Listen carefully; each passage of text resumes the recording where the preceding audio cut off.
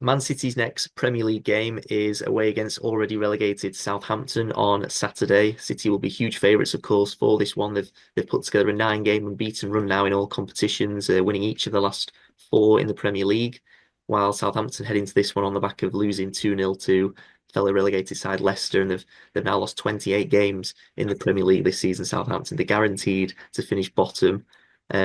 City, they claimed a narrow 1-0 win over Southampton in the reverse fixture at the Etihad and found it maybe a bit harder to get the job done than I think many would have expected. Sort of a combination of dogged defending from Southampton and poor finishing from City, sort of, Yeah. ensured a few home nerves before the full-time whistle. But you'd expect, Stephen, and hope as well that City will not just win, but win more convincingly this time around. So what do you expect from this game against Southampton?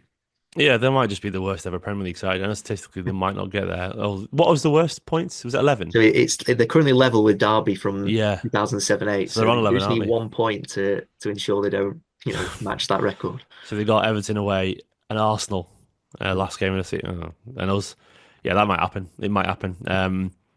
Yeah, they're a diabolical side. And that sounds awful, but it's just that they are, and it's not their fault. I mean, I'll go through that. Look, you look at the players who play for them, and like they are, it's a championship side and everything but the name. They really are. And one of the least equipped sides to ever see you've ever seen in the Premier League. And I'd be amazed if this isn't a comfortable win for Manchester City. City should be they should be looking at the goal difference. We should be looking at Arsenal ahead of them in the table, and because City could very much catch up with Arsenal, only 3 points behind. Arsenal have got to play Liverpool, right, and Newcastle. Is that right? Um, Yeah, they do. Yeah, so they could drop points there as well. And City currently the goal difference is like 8 behind.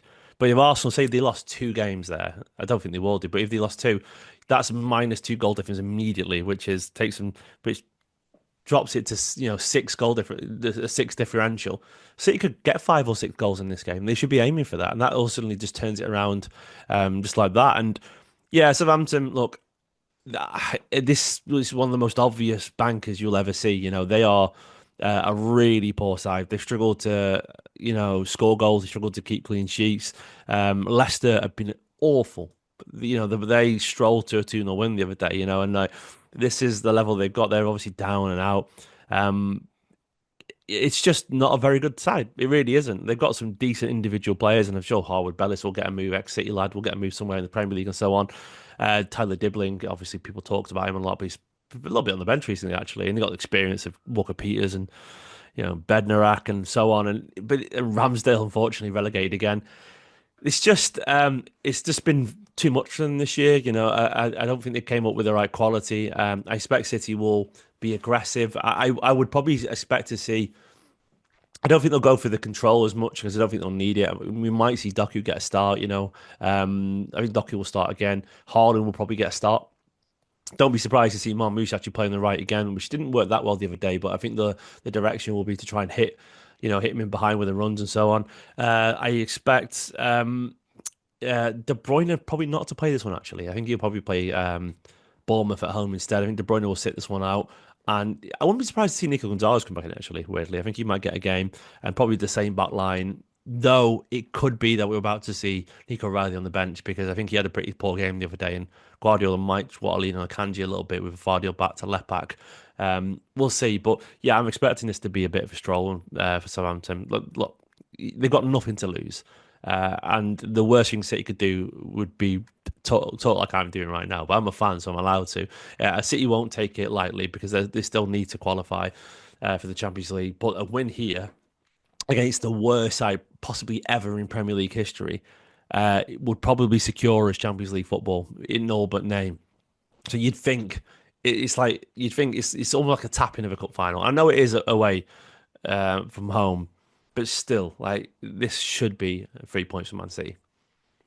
yeah, and you mentioned Haaland there. Obviously, the sort of notable return to City squad against Wolves was of Haaland returning after 6 games out with that ankle injury. So, do you think Guardiola will be tempted to start him in this one, or maybe bring him on a bench? You'd expect him to at least feature in some capacity in this one. Guardiola's pretty much always put him back in quite quickly, actually. So he's got a tendency to do that with the best players, and um, I think he'll be tempted here as well. You could say maybe leave him for Bournemouth at home. But he will see the pitch, and it'll be substantial minutes, I reckon, at least half an hour.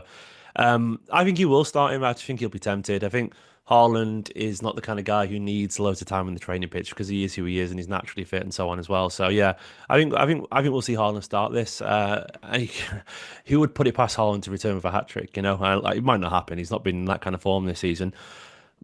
But yeah, it could be the kind of game where Southampton really capitulate, you know, and City run riot a little bit. And I think Haaland will return with something to prove a little bit because, you know, he's had a long time watching on the sidelines now, and City have been in good form since he went out the tide. So I think he'll want to put his own stamp on the end of the season.